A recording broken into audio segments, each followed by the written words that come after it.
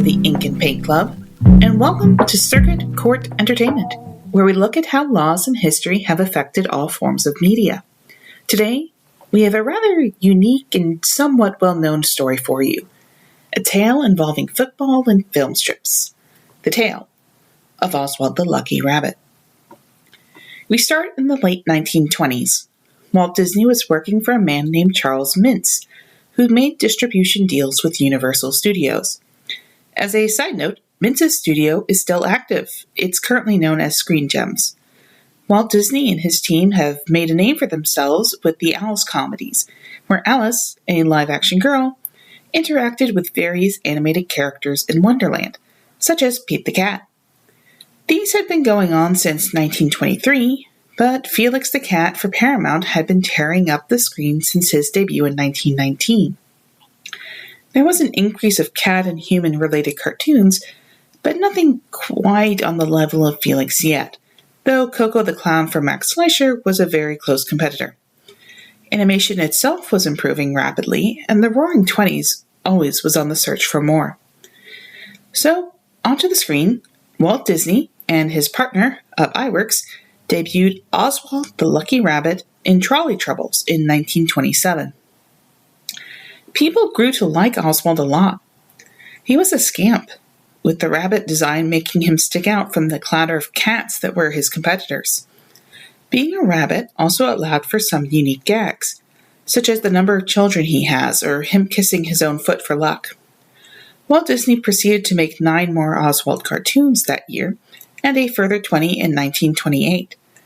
Mintz was very happy with the profits, especially compared to the Alice comedies, but disagreed with Walt pushing for a greater share. After all, the success allowed Disney to expand his studio. Why should he ask for more? So, Mintz tried to start his own studio with Walt's previous animators, with the intention of making Oswald cartoons and forcing Walt Disney out. After all, according to his contract, Mintz, and not Disney, owned Oswald's rights, something Walt found out about when he went to get his contract renewed. Realizing that he could either accept Mintz's rules or start his own studio with his own characters that he could control, Disney opted for the second, and not only started Walt Disney Studios, but also created Mickey, initially named Mortimer until his wife told him to change it, Mouse. While Mickey provided both inspiration and competition to the other animation studios, the Mintz studio was not doing too badly. However, internal issues led to Universal removing Mintz from his own studio. At that point, Mintz found out something else. Universal, and not Mintz, owned Oswald. Under the Universal Studios and new studio head Walter Lance's direction, Oswald changed dramatically, repeatedly. For his initial Universal run, Oswald started off as a bit wacky. If you want an idea, Tex Avery, an animator best known for his creation of Daffy Duck, Elmer Fudd, and Bugs Bunny, among others, did some Oswald work at this time. But also, there was just fiercer competition. Mickey Mouse was already underway. Looney Tunes started in 1929, though their first recognizable character, Porky Pig, didn't debut until 1935. Bugs Bunny debuted officially in 1940 as a Merry Melody character in The Wild Hare. Betty Boop debuted in 1930, and Popeye jumped from the comic strips to animation in 1933. There were also lesser successes, like Iwerks' own Flip the Frog and Fleischer's Bimbo the Dog that would soon bow out for Betty Boop. Oswald's success was not to be incredibly long-lasting. While he did continue to be used until 1938, there were multiple redesigns, and he lost the wackiness and surrealism of both the Walt Disney and Charles Mintz versions. To try to be competitive, Oswald got increasingly cuter and kinder, and his palette shifted to whites and grays, but his popularity continued to decline.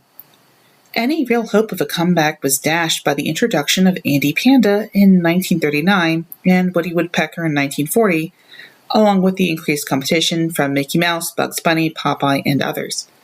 By the end, he did not look or act like the Oswald introduced about 10 years before. Oswald would limp on in cameos in Woody Woodpecker cartoons or in comics for several years, and then the shorts too would fall out of favor. the last known regular release happening sometime in the early 80s, but it really stopped more like the mid-1960s. Bugs Bunny's last theatrical cartoon was in 1964, and while Woody Woodpecker's last short was in 1972, that's when the Lance Cartoon Studio closed. And under normal circumstances, I'd say all was quiet. And it was, with one exception. For some reason, and I genuinely do not know the reason, Oswald was a hit in Japan on merchandise. There is a surprising amount of merchandise from Universal Studios Japan of Oswald, and his design ranges from his Walt Disney Ub Iwerks design to his late Lance design. But that, and some Disney trivia, would be the only place where you would hear Oswald's name as he faded into obscurity. And then, in 2005, NBC Universal bought Sunday Night Football, while ESPN managed to get Monday Night Football. In the midst of contracts expiring and dealing with too many people for the same show, John Madden left Monday Night Football and joined Sunday Night Football on NBC. He was one half of the top football commentators, the other one being Al Michaels. They had been running Monday Night Football since 2002, when John Madden joined, though Al Michaels had been working at ABC since 1977. Al Michaels had recently signed a contract extension, but quite frankly, with John Madden leaving for NBC and Sunday Night Football in 2005, he wanted out. He missed John Madden. And while ESPN and ABC were part of the same network, ESPN wasn't on the same prestige level as NBC. Because Disney owned NBC, this was taken to the CEO of Disney, Bob Iger, who was fine with the contract ending early. He just had one stipulation for the contract change. He wanted Oswald the Lucky Rabbit back. Absolutely everyone was confused, but the deal was struck and everyone walked out of that deal a winner. NBC got the Dream Team back, Al Michaels and John Madden were happy, and Disney could go back to the real reason why they wanted Oswald. In 2002, Square Enix released a video game called Kingdom Hearts. While the series has gone to worldwide success, the series started out as Disney and Final Fantasy meet. And that's not an exaggeration. Sora, owned by Disney, travels to Disney worlds with Donald Duck and Goofy, but they have to stop Final Fantasy-style plots with some Final Fantasy characters. The plot has expanded over time, much like its sales.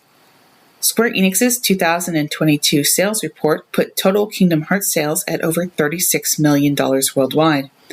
We don't know how Disney was paid for their part in creating Kingdom Hearts, but its success led to Disney to try to expand their own game studio and to create original video games that they own fully. The idea for Epic Mickey started in 2003, but it wasn't announced until 2009 and released in 2010. One of the creators discussed in the Idle Thumbs podcast, GDC 11, Games Casavan, how he was given a project of designing a game about Mickey, and in his research, he stumbled upon Oswald.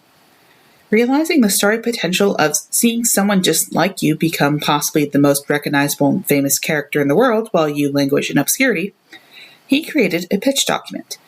And eventually this was pitched to Bob Iger, who was very gung-ho on the project, until he was informed of the key part.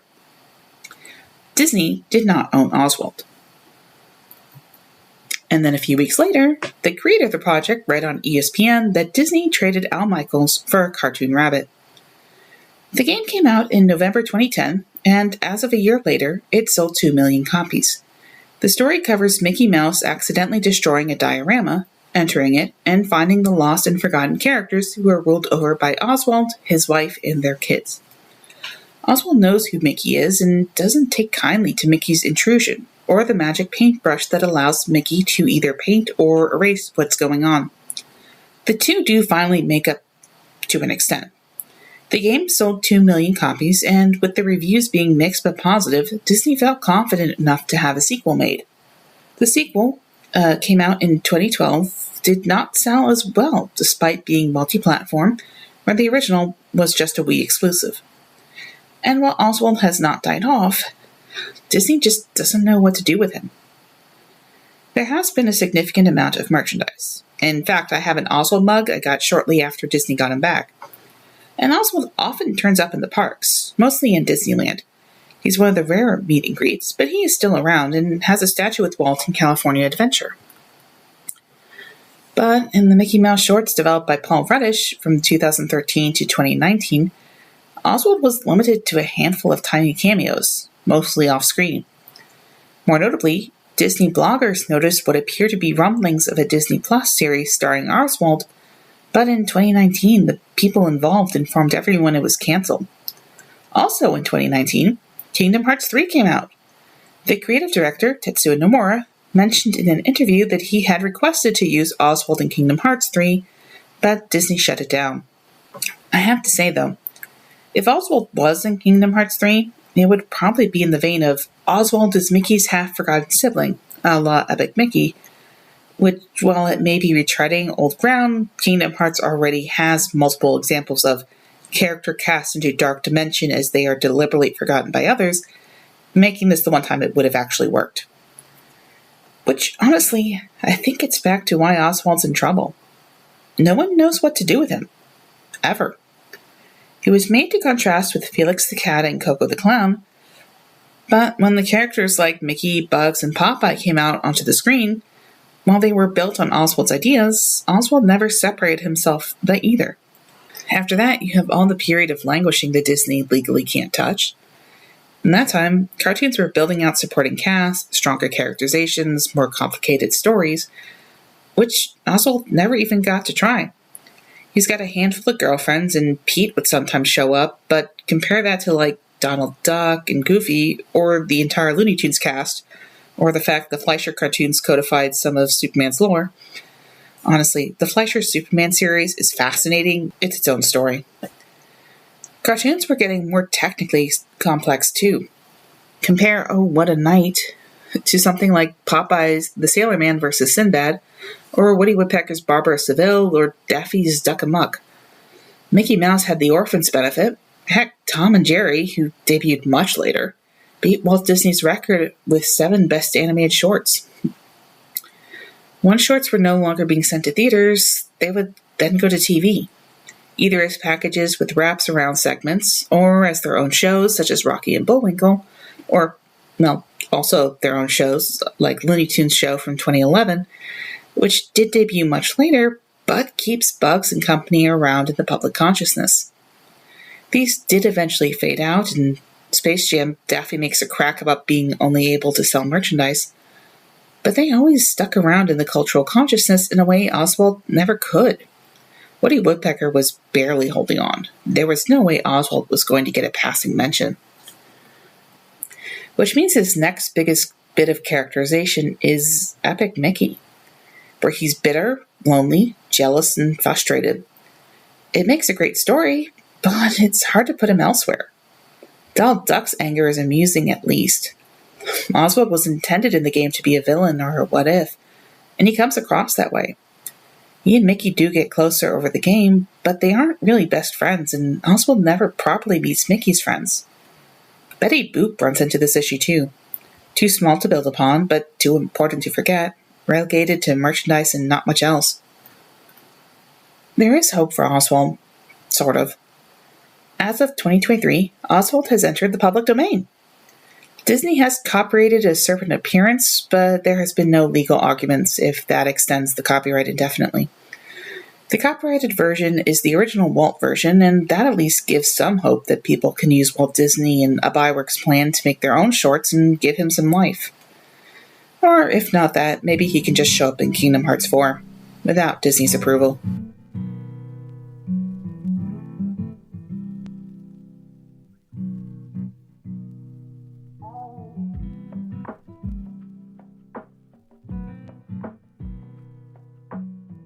Thank you for listening to Circuit Court Entertainment. If you found this episode interesting, please tell others as this is a new podcast. Please subscribe and leave a review on all the major podcast services. You can find me on Twitter at CCEPod and Tumblr at Circuit Court Entertainment. This episode was written, edited, and recorded by me, Mina. The script was edited by CJ Peterson. Podcast art by Empress Cirque on Twitter. Thank you for your time, and I hope to hear from you soon.